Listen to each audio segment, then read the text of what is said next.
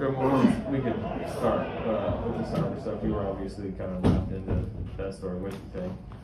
I was just trying to enjoy my Thursday, my day off. I took my daughter to school at 7:30, which is tough because I can't sleep after the game. So I didn't go to sleep till about 4:15. And then I got back, and, I want to spend some time with my son, which we came to the gym. And then my phone started blowing up. Well, it was blowing up, but I was running a little late for taking her to school, so we just had to go. But yeah, soft Thursday morning, just trying to mind my business, man, that's all. It's crazy. Crazy allegations. Very crazy allegations. I don't know, we'll see what happens. But pretty serious allegations. So, it's interesting. Very interesting. I got fined, so it's interesting now. You got fined that. What's up, dog? Did you get fined that instance? I'm trying to remember. Is that what you're talking about, or the thing on TNT? Oh, I got fined on TNT, okay. But you gotta read it. When you hear someone make a statement, you can't just be like, "That's the statement," and that's it. There's always more to the story. Word traveled around this league like wildfire, so it may not have been my first time hearing the story yesterday, but that's neither here nor there. You guys are the top defense in the league. I mean, I win Defensive Player of the Year, right? I mean, 7 games in, you're probably the leader. I mean, if we keep the top defense, Bingo. We keep the top defense now. It's interesting. No, I think that's been a serious focal point for us this year. Obviously it's been a focal point for us every year, but coming into this year, obviously, trying to build this squad up, figure out what we got. I think Mike Brown challenged everyone. He has like this little metric sheet, and guys are on, and he's challenging guys every day. Every game there's a defensive player of the game. There's a defensive player of the week, or player of the week, player of the month, all these things. And it's, number one is making it fun and competitive. And I think that's incredible. But we also understand that, when we're defending and we can get out in transition with the shooting that we have, with all the playmakers that we have, you don't want to be playing against a set defense every time out. You can find the best offense in the NBA. If you're playing with the best players in the NBA, if you're playing against a set defense every time, it's tough. And so, we understand that, the defensive side of the ball will fuel our offense, and, we're really trying to lock in on that side and, know that if we can be great on that side, it'll lead us to some great things this year. Did Mike Brown label you the defensive player of the week? No. I get no win it, huh? Who won? I get no love. I don't know who won player of the week, but I know Otto won player of the month. Player of the game is somebody else every game, but I never get that either. I don't know, man. I get no love from Mike Brown. In light of the defense, you play with a lot of great defenders. You're one yourself. What are your thoughts on Gary Payton's unique skills defensively, especially his ability to just pick the pocket of NBA point guards? I think it's been special to watch. With GP, he's got it out the mud for sure. You look at his journey that he's been on, it hasn't been one straight to here. And so you got a lot of respect for that. Him defensively, he's been incredible. He's all over the floor. When you got a guy pressuring you 94 feet, even if they don't take the ball, it's tiring. It weighs on you. It speeds your offense up, and so I think that's an incredible thing to have. You always want to have one of those guys on your team that's picking up like that. And then the way he's picking pockets. He picked Ish Smith 2 or 3 times. He got LaMelo once, these are NBA point guards. These aren't like these. Ish Smith been in the league longer than I have, I know for sure. So at least 11 years. And Melo is one of our up-and-coming stars. So for him to just be picking pockets like he's been picking pockets. It's very special. I think he has a tremendous skill set on that side. He has great speed and can keep up with guys. He has good strength and is not getting bullied, and he has incredible hands. I thought a special moment the other day was Belly putting in our group chat the hand, essentially calling him a glove. I thought that was pretty dope. But you play defense like that and keep going. It's a natural name. Does it surprise you what he's been able to do? I wouldn't necessarily say surprise, because what he's been able to do was the reason that he ended up on a 10-day last year, was the reason that he got that 10-day extended to a second 10-day, which eventually ended up becoming the remainder of the season, which led into summer league, which training camp, and he's here. So he's passed every test. I can't say that I'm necessarily surprised, but I am impressed with the growth from even last year to this year. The player, he's a different player than he was a year ago. So I am impressed with the growth. There was moments where it was you, him, Andre.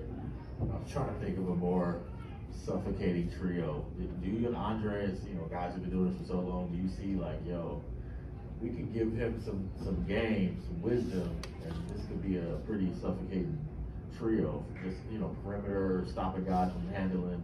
Can you see the vision and the opportunity for you three to do something? Absolutely. Andre is obviously an incredible defender, understands the game better than just about anyone, has incredible hands. I try to do what I do on that side of the floor, and you add GP into that mix, who's just a pest all over the place, getting under guys, picking them up full, speeding guys up. I think there's definitely some potential to be a great defensive trio / lineup with that group. I think we saw some of that the other night. And it's, I think as a leader on this team and I'm sure as a coach, it's comforting to know that you have that, to know that you can go to that if you need stops, if you need to kind of get this pace, speed the tempo of the game up, getting that broad pressure and guys getting in passing lanes and screwing up the offense, the opposing team's offense. I think that's definitely something that we will be able to rely on this year, and some that can give us a boost for sure. We were talking a couple weeks ago, it was too early to say the Warriors back from where you guys were a few years back. But as you guys keep rattling off these wins, are you enjoying that the league seems to be going, they're on the way? I don't really pay attention to the league. Same league that said we weren't on our way and we won, and also the same league that said we weren't on our way and we lost. So it really doesn't matter. I do think this team is getting better. I think we have a ton of things that we can improve upon. And I think if we can improve upon those things, we become a more dangerous team. But what are we, 6-1, 7-1? So a bunch of games left. So just gotta keep getting better. Embracing the process as far as the season goes and how you need to improve each and every time that you step on the floor.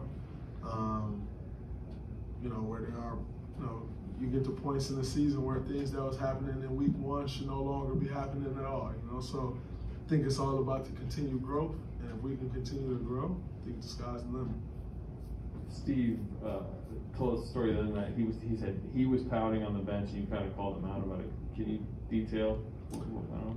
Well, we had a conversation about turnovers, and it's something that we all know we need to be better at from the coaching staff, to the players and anybody else in this organization. That we need to be better at taking care of the ball. And so we had spoke about it, and then we came out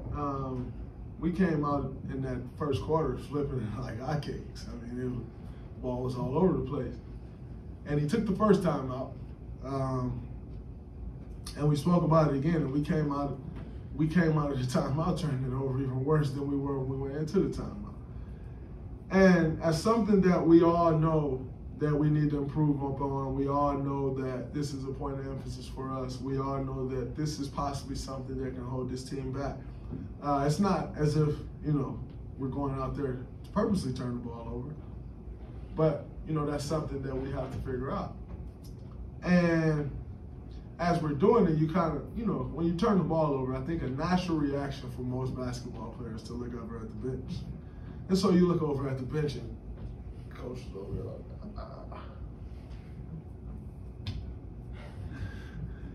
and then the assistant coaches was over there like this. So I'm like, fuck. You look over to the side and it felt like the world was collapsing on you. Like, you got nowhere to turn to. And so as it continued to go on, to me, it started to look like guys were turning the ball over, trying not to turn the ball over. So you see a guy open, and you think about the turnover, and you hesitate. And then you're like, no, he opened, and you throw a turnover. And so at that point, once that started happening, you're kind of just, like, you're trying to figure it out. And so as I'm watching, and you watch guys' body language, and you see a guy turn the ball over, and he looked to the side and just drop his head, And I knew how I felt when I turned. I think at that point I had one turnover, which wasn't the worst. I could live with one turnover. And I knew how I felt when I had that one turnover, and I looked over to the side. So I just went up to him and I said, Coach, we need your body language. We look over to the bench every time we turn the ball over. We know we're turning it over, and we're trying to fix it, but we look over to the bench and it looked like somebody died over here, like it's deflating. And he's like, well, I'm trying to stick with you guys. What am I supposed to do about the turnovers? I said, Coach, if you want to cuss us out. He said, I did that. I said, well, keep going. But if you keep dropping your head, it's killing us. And he said, all right. And his energy changed like that, and our energy changed like that. It's like, that's the leader of our group. And, you look over and his head was down, you follow that. And, there are times where he comes to me and he's like, yo, you're killing us. Like, your body language is terrible. You need to pick your body language up. And I can immediately see when I pick my body language up, the whole team comes alive. And that's what happened for us the other night. He picked his body language up, the coaching staff followed, the players followed, and we went on the road.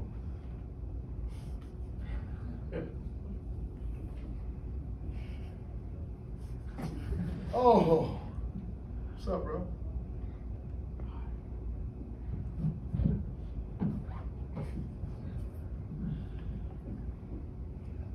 How are you guys the top rebounding team in the league? I think it starts with good defense. If you're in good defensive position, that's the first step to rebounding, being in the right position. And so I think that helps us. I think having great rebounding wings and guards help. Otto, I think, has been incredible on the boards. I'm not sure how many rebounds he's averaging, but I do know when I'm watching the game, Otto Porter comes up with big rebounds. He comes up with rebounds in traffic. Whether he's boxing somebody out or cracking back, he rebounds the basketball. And I've thought that's something that I didn't know he had to his game. And it's not, it's something that no one pays attention to, so it's not really something you would know unless a guy is averaging 12 or 13 rebounds a game. I think Steph at this point is probably averaging like 7 rebounds a game or so. When you got your point guard coming back to rebound the ball like that, picking up all the loose ends, long shots, long rebounds, I think that makes a difference. Looney's always been a great rebounder. That helps. I've always been a pretty good rebounder. Andre is a good rebounder. So I think when you really look around, we have a scrappy team. We have a good defensive team that's tries to stay in the right position, and that helps with our rebounding. So we've played very small most of the year, which is fine because also other teams aren't huge either. And if you do decide to go really big lineup, you're 9 times out of 10 giving up something that most NBA teams don't want to give up this year. At this period of NBA basketball, most teams don't want to give up. This kid is incredible. He just walks around all over the place. And I think that that helps us. you know, where teams aren't huge. A lot of times teams are trying to match our lineups. And, you know, we know how to play that style of basketball. You know, just because you can match it in size don't mean you can necessarily, you know, you put a guy out there at the 5 who don't really know how to play the 5, who don't understand rebounding patterns. And it's different. To that point, Draymond, how much of your success this year has been because you guys have added a few guys who are vets who really know how to play? I think that helps a lot. You know, you look at bringing Andre back, adding a Belly, adding an Otto. You know, the things that those guys bring, the intangibles that they bring, I think it definitely makes a difference. You know, Jordan Poole is a year older, he's grown, you know. And so I think, you know, that really helps this group. Damian Lee, another year in this system, I think he's grown, you know. And so familiarity with some of the guys who's been around for a few years now, adding those guys in who really understands how to play, they understand the system, they know how to, you know, if the shots they're taking, if not, make the next play, the floor spacing, I think makes a difference. So bringing in some vets, I think definitely has helped us a ton. Not just a little bit, I think it's helped a ton. A while back, Steve was saying how you guys have revamped the way you guys are doing practice, the order in which drills are run and stuff like that. And he said that you and Steph had a big part in making that decision. How did that conversation between you and Steph kind of come up, and how were the changes decided upon on what's best? I think the conversations has just come up over the year. You know, when you look at the process that it's been up until this year, it's probably the same process that's been since 2000. And the reality is in any business, if you're doing the same thing you were doing in 2000, you're probably on the downslide if you haven't adjusted at all. And so, you know, you come in, you do all this work, you lift, you get shots up, you got a good lather, you're ready to go, and then all of a sudden you go sit down for film for 30 minutes. And then after sitting there for 30 minutes with a great lather, you're cold, stiff, and now it's time to start practice. And I mean, you know, with all that we've learned about the human body, that's just not, number one, healthy. And number two, it's just not productive, because then you spend the next 30 minutes trying to get loose because you were already warm. It's not as if, you know, you just came out and you got loose and it took you a couple minutes. You really had a great lather and had everything working, done all the activations and things, and then you stop. And so all those activations that you've done, you sat there for 30 minutes now, you know, stuff starts shutting off, and then you just go straight into practice. So it's something that we spoke about for years. And, you know, each year we've kind of chopped away at it, and then this year we made a drastic change. And I think it's been great. And, you know, so I don't think, it wasn't necessarily one conversation that we had. It was something that we've been talking about over the course of years, and we've gradually made changes, but, you know, going into this year, we made some huge changes, and I think they've been beneficial. I think they've been beneficial in, you know, in the effectiveness of our practices, you know, where you don't just got guys getting through the first 45 minutes of practice. Like, no, once you start practice, you're ready to go because you just spent this golden hour doing all of these things to actually be ready as soon as that clock ticks, you know? And so I think it's made a big difference in our practices, and, you know, you have great practices, that's a part of becoming a great team. And you said that part of it too is to hopefully get some of these younger guys who might not see as much game time, get more scrimmage time. Is that the case? Absolutely. You know, whereas us elderly guys go do activation and table work and warm up and all these different things, you got young guys out there playing. And I think it's incredible for them. You need the conditioning, number one, the rhythm, but most importantly, to continue to get better. And so, you know, I think they spend maybe 30 or 40 of those minutes playing. You see those guys come in chirping. You know, it gets guys going, and then we come in talking, getting involved. Like, it's good for the environment, that's for sure. So I think it's a help for the young guys and getting them more experience, more you know, more time playing. And I think for us it's a help because it allows you to really prepare your body for practice and get ready to go. All right, let's do two on Zoom real quick. Kerr and then Dwayne. Go ahead, Kerr. Hey Draymond, I was wondering if you sensed any difference in the Wilson ball, like the feel of the ball or how it rolls. Yeah, it's a big difference. I mean, it's not the same. It's hard to grip, a little harder to grip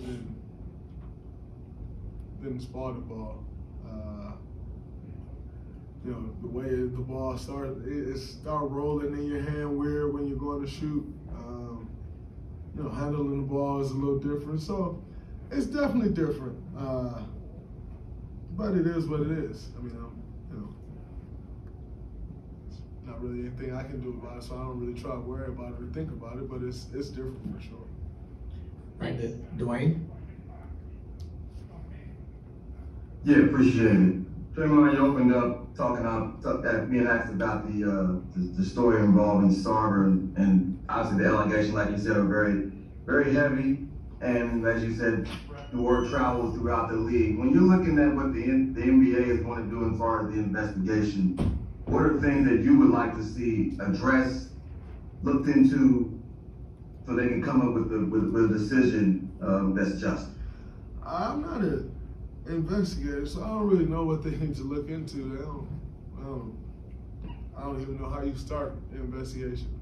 It's not really my field of expertise. But I do wonder, if I was getting investigated for something, would I still be able to be around the team? Would I still be able to freely come to the game? Would I still be able to freely come to practice? I don't know. I don't know the answer to that question.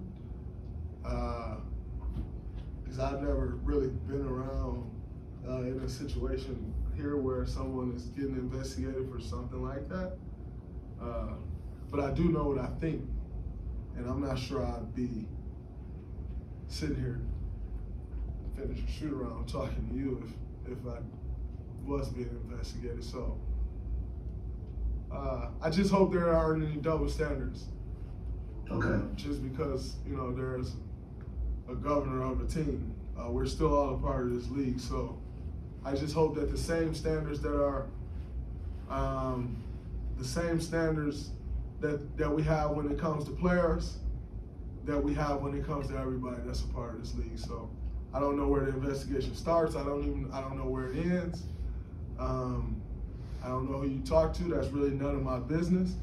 But what I do hope is there aren't any double standards in this league, and the same thing that applies to us players applies to everybody. Thanks, sir.